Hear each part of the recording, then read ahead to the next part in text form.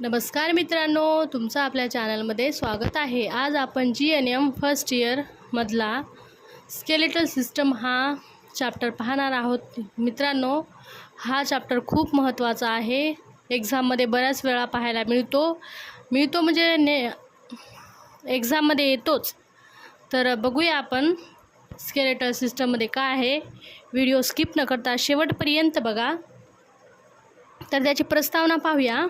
अस्थिपेशी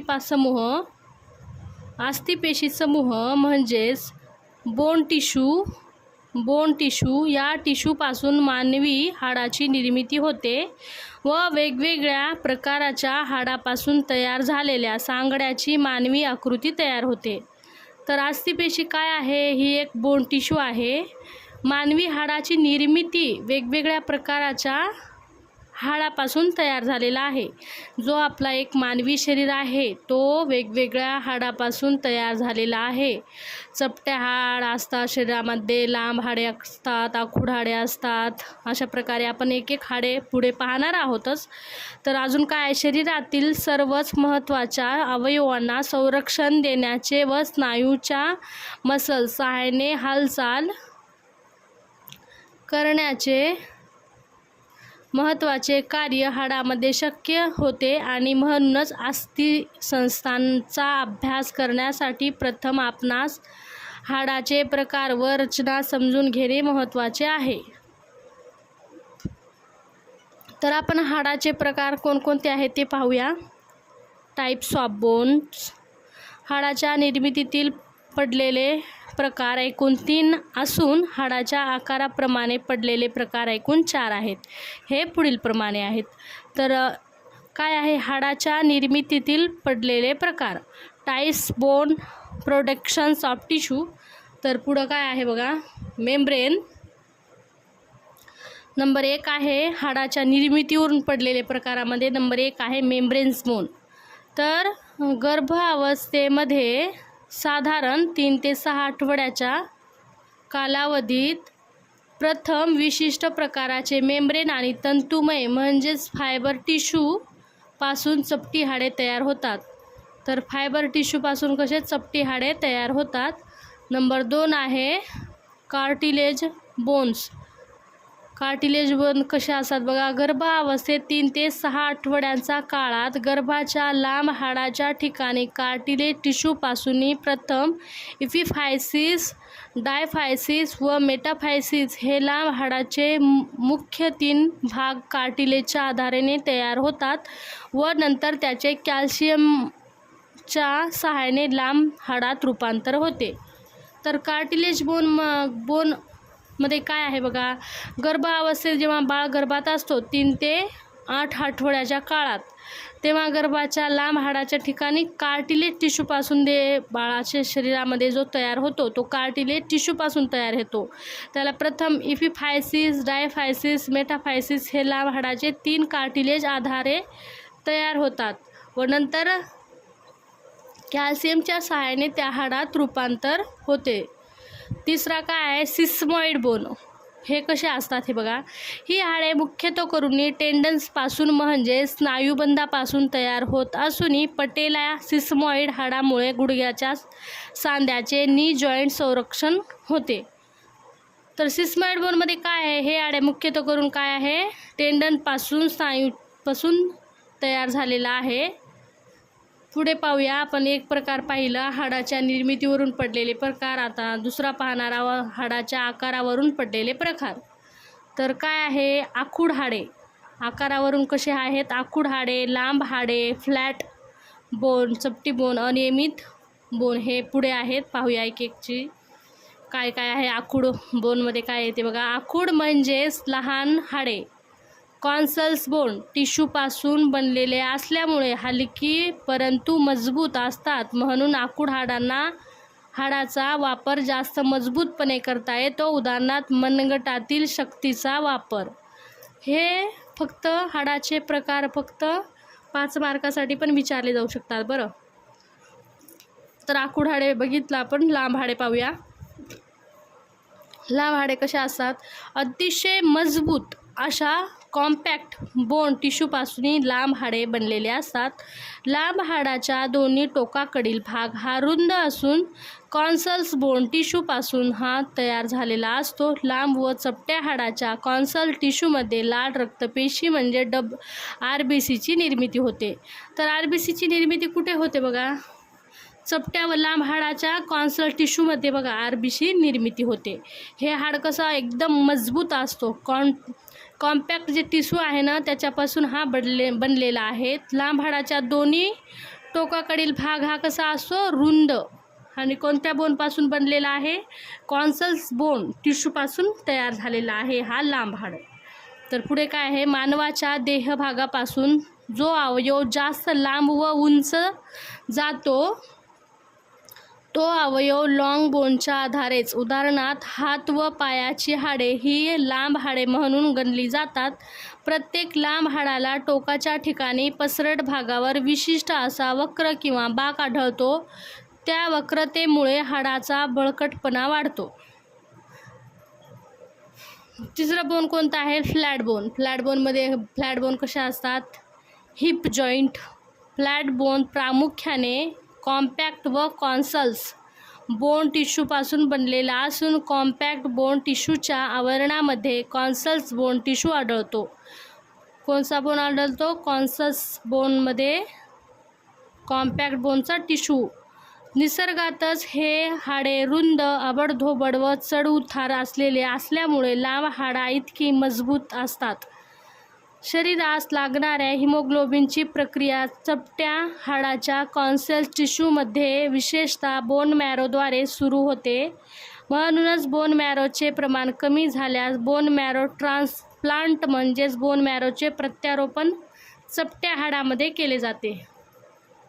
तर काय आहे फ्लॅट बोनमध्ये? हे बोन कसे असतात? कॉम्पॅक्ट कॉन्सल बोनच्या टिश्यूपासून बनलेले असतात. निसर्गातच हे हाडे कसे आबडधोबड चढ उतार असलेले असतात. हे खूप मजबूत असतात. याच्यामध्ये शरीरात लागणाऱ्या हिमोग्लोबिनची प्रक्रिया चपट्या हाडाच्या कॉन्सल टिश्यूपासून होते आणि बोन मॅरो सुरू होतो. म्हणूनच बोन मॅरोचे प्रमाण कमी व बोन मॅरोचे ट्रान्सप्लांट म्हणजेच बोन मॅरोचे प्रत्यारोपण चपट्या हाडामध्ये होतो. तर चौथा पाहूया आपण काय आहे? अनियमित हाडे म्हणजे इर्रेग्युलर बोन. इर्रेग्युलर बोनमध्ये काय आहे? इतर हाडाप्रमाणे अनियमित हाडे ही देखील कॉन्सल्स व कॉम्पॅक्ट बोन टिश्यूपासून बनलेले असतात. ही हाडे असायला आखूड, चपटी, पसरट, फुगीर व खोलगट अशा प्रकारचे असून प्रत्येक अनियमित हाडाचे विशिष्ट आकार व त्याची विशिष्ट वैशिष्ट्ये यावरून त्यांना वेगवेगळी नावे पडलेली आहेत. उदाहरणार्थ खुब्याचा सांधा, हिप जॉईंट, पाठीचा मणका, वर्टिब्रा, चेहरा व कवटीचे हाडे. तर अनियमित बोन कशा आहेत? हे कोणत्या टिश्यूपासून बनलेले आहेत? कॉन्सल्ट आणि कॉम्पॅक्ट हे टिश्यूपासूनच इर्रेग्युलर बोन बनलेले आहेत. ते दिसायला कसे आखूड, चपटे आणि पसरट असतात. फुगीर, खोलगट प्रकाराचे पण अनियमित बोन असतात. उदाहरणार्थ काय? खुब्याचा सांधा, पाठीचे मणके, चेहरा, कवटीचे हाडे. आता आपण हाडाची रचना पाहूया. Structure of bone. कॉम्पॅक्ट व कॉन्सल्स ह्या प्रमुख दोन टिश्यूपासून हाडाची निर्मिती होते. हे दोन टिश्यू अतिशय कठीण स्वरूपाचे असून निसर्गातील विविध क्षार व घन पदार्थाचा यात समावेश होतो. तर कोणकोणत्या पदार्थाचा समावेश होतो पाहूया आपण. हाडाचे रचनात्मक घटक. Structural components of bones. काय काय असतं हाडामध्ये? पाणी 50%, घनपदार्थ हार्ड सबस्टेन्स 50%, 100%, 50% घनपदार्थ आउट ऑफ 50 हार्ड सबस्टेन्स. तर खनिज द्रव्ये मिनरल्स कॉम्पोनंट्स किती? 67%. पेशीजन्य पदार्थ सेल्युलर प्रोडक्ट्स किती? 32%. टाकाऊ पदार्थ एक्सक्रेटरी प्रोडक्ट किती? 0.1%. 67 खनिज द्रव्यापैकी out of 67 of minerals components calcium किती असतात? 97%, पोटॅशियम क्लोराईड 2%, झिंक पोटॅशियम 1%. अशा प्रकारे हाडामध्ये घटक आहे. पुढे पाहूया.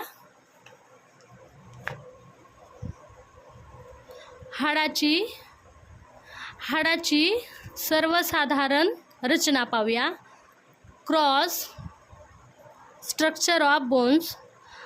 हाडं हातात घेऊन निरीक्षण केल्यास बाह्य आवरण घट्ट व मजबूत अशा कॉम्पॅक्ट बोन टिश्यूपासून बनलेले असते व तोच हाड मधोमध कापून पाहिल्यास टणक आवरणाच्या खाली किंवा आतील बाजूस स्पंजीसारखा सच्छिद्र व जाळीदार रचना दिसतो. यालाच कॉन्सल्स बोन टिश्यू असे म्हणतात. हाडाची सर्वसाधारण रचनामध्ये काय, हातात घेऊन जर बघितलं तर बाह्य आवरण कसं घट्ट आणि मजबूत लागतं हाताला.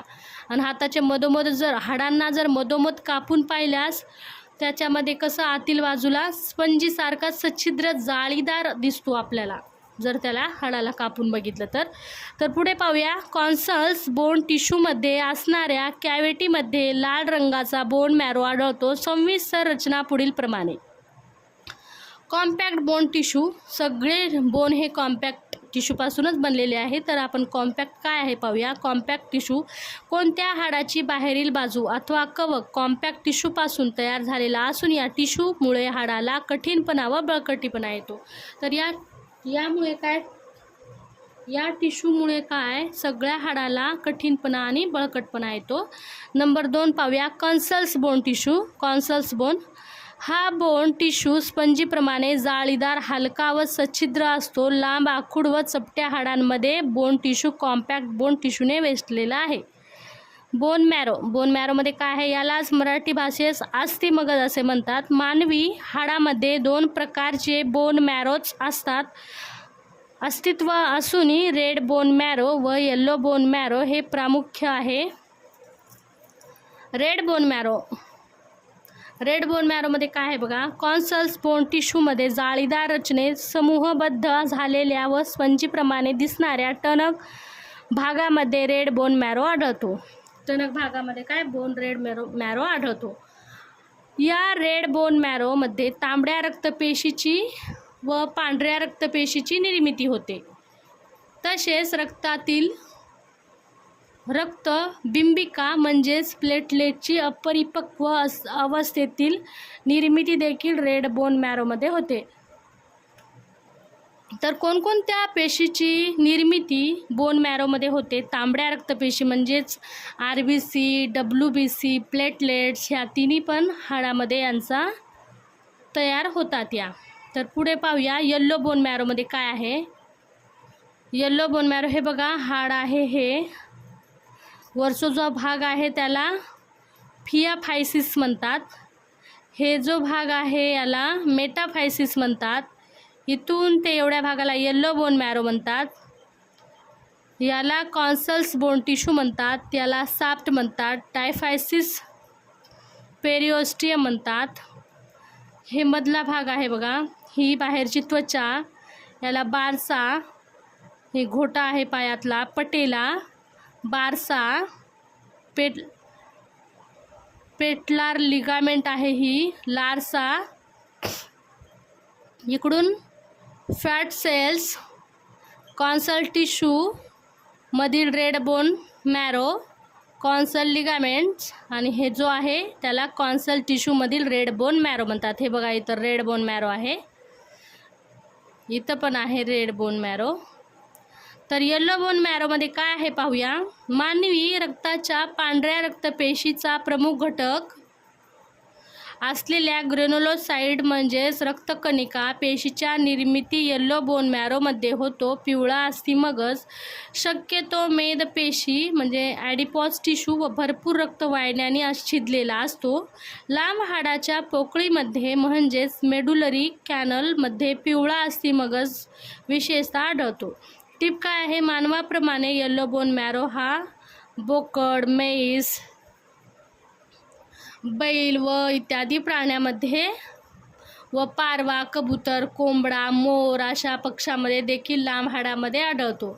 मांस शिजल्यानंतर हाडामधील येलो बोन मॅरोतील प्रोटीन व रक्तपेशीची गुठळी तयार होते आणि फॅट वितळून गेल्यामुळे येलो बोन मॅरो पूर्ण करडा व काळा बनतो.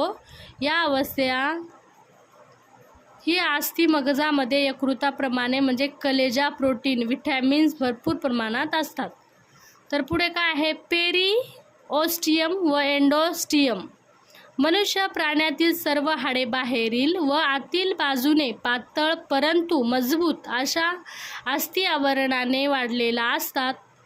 हाडावरील आवरणाला पेरिओस्टियम असे म्हणतात, तर हाडांच्या पोकळीत आतील बाजूस असणाऱ्या आवरणाला एंडोस्टियम असे म्हणतात. गर्भावस्थेत होणाऱ्या हाडाची वाढ. गर्भाशयामध्ये साधारणपणे 8 आठवड्याच्या पर्यंत सर्व अवयवाबरोबर हाडे देखील तयार होतात, परंतु विकास झालेला नसतो. गर्भावस्थेत होणाऱ्या बाळाची म्हणजे जे बाळ आहे गर्भामध्ये त्याच्या हाडाची कशी वाढ होते ते पाहूया आपण. गर्भामध्ये साधारणतः 8 आठवड्यापर्यंत सर्व अवयवाबरोबर हाडे देखील काय होतात, तयार होतात. पूर्ण विकास झालेला नसतो, पण वाढ होताना हाडाच्या ठिकाणी सर्वप्रथम फायबर्स टिश्यूचे अनेक समूह एकत्र येऊन कॉम्पॅक्ट फायबर तयार होतो.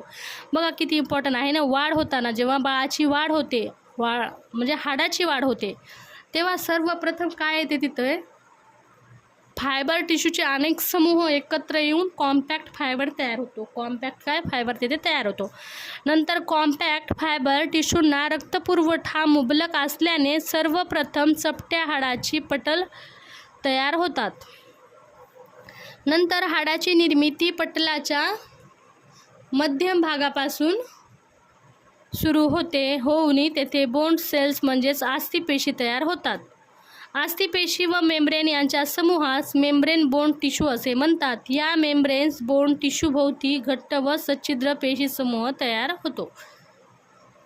पुढे पाहूया, यालाच मेम्ब्रेन ऑसिफिकेशन असे देखील म्हणतात. ही क्रिया जशी जशी पूर्णत्वास जाते तशी तशी हाडांच्या आतील व बाहेरील आवरणे तयार होतात. या अवस्थेतून गर्भाच्या शरीरातील चपटी हाडे भाग तयार होतात.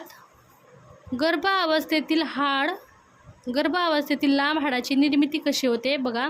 गर्भावस्थेमध्ये लांब हाडाची निर्मिती कशी होते. आपण आता काय फक्त हाडाची वाढ कशी होते बघितले आणि आता लांब हाड कसे होणार ते पाहणार आहोत. तर चपट्या हाडाप्रमाणे लांब हाडे तयार होताना सर्वप्रथम मेम्ब्रेन तयार होतो, परंतु हे मेम्ब्रेन पूर्णतः पारदर्शी असते. यालाच कार्टिलेज टिश्यू असे म्हणतात. कार्टिलेज टिश्यूच्या सर्वप्रथम उभ्या स्टेम काड्या तयार होतात व स्टेमवरील आवरणाला पेरिकार्डियम असे म्हणतात. या कॉन्ड्रियम आवरणाच्या कॅल्शियमचे शोषण केले जाते. कार्टिलेजच्या स्टीमभोवती कॅल्शियम जमा झाल्यानंतर स्टीमच्या मध्यभागापासून अस्थि समूह बोन टिश्यू तयार होऊ लागतो. लांब हाडाच्या मध्यापासून बोन टिश्यू जसा जसा दोन्ही दिशेला पसरत जातो तसा तसा लांब हाड तयार होत जातो. लांब हाडाच्या मध्यभागात डायफायसिस असे म्हणतात. डायफायसिसमध्ये कॅल्शियम सहित इतर क्षार प्रथिने साठवली जातात व डायफायसिसमध्ये उभ्या अक्षात वाढ होत राहते. कार्टिलेज टिश्यू व बोन टिश्यूवर असलेले पेरिकार्डियमचे रूपांतर पेरिओस्टियममध्ये होतो. डायफायसिस दोन्ही टोकाकडे वाढत राहते. नंतर इपिफायसिस व मेटाफायसिस असे प्रकारे विस्तारित होतात. दोन्ही टोकाकडील कार्टिलेजचे आवरण आणखीनच मजबूत होऊन सांध्याच्या ठिकाणी सायनोव्हियल फ्लूइड साठवण्यासाठी सांध्याच्या सर्व बाजूंना आच्छादन तयार होतो. लांब हाडाची पूर्ण वाढ होईपर्यंत डायफायसिस व इपिफायसिसमधील कार्टिलेज काही प्रमाणात शिल्लक असते. यालाच इपिफायसिस कार्टिलेज असे म्हणतात. मित्रांनो, हाडाचे कार्य आपण उद्याला पाहणार आहोत. तर आज आपण काय काय पाहिलं बघा. आज आपण हाडाची प्रस्तावना पाहिली, हाडाचे किती प्रकार पडतात ते पाहिले. हाडाचे किती प्रकार पडतात, एक हाडाच्या निर्मितीवरून पडलेले प्रकार, निर्मितीवरून कोणकोणते प्रकार पडलेले आहेत बघा. Number 1 membranes bone, number 2 cartilage bone, number 3 sesamoid bone असे हाडाच्या निर्मितीवरून पडलेले प्रकार आहेत. आणि जे पुढे जे आहे ते हाडाच्या आकारावरून पडलेले किती प्रकार आहेत? 4 प्रकार आहेत. कोणकोणते आहेत? आखूड हाडे, लांब हाडे, फ्लॅट हाडे, अनियमित हाडे. मग आपण हाडाची रचना पाहिली, त्याच्यामध्ये कोणकोणते घटक आहे ते पाहिलं. खनिज द्रव्य, घनपदार्थ, हाडाचे रचनात्मक घटक पाहिल्यानंतर आपण पुढे काय पाहिलं आपण? हाडाची सर्वसाधारण रचना कशी असते. कार्टिलेज बोन कॅव्हिटीमध्ये लाल रंगाचा बोन मॅरो आढळतो. सविस्तर त्याची रचना पाहिली. कॉम्पॅक्ट बोन टिश्यू पाहिले, कॉन्सल्ट बोन पाहिलं, बोन मॅरो पाहिला, रेड बोन मॅरो पाहिलं. नंतर आपण त्याची आकृती पाहिली. आकृती पाहिल्यानंतर आपण येलो बोन मॅरो पाहिलं. येलो बोन मॅरोमध्ये काय असतं.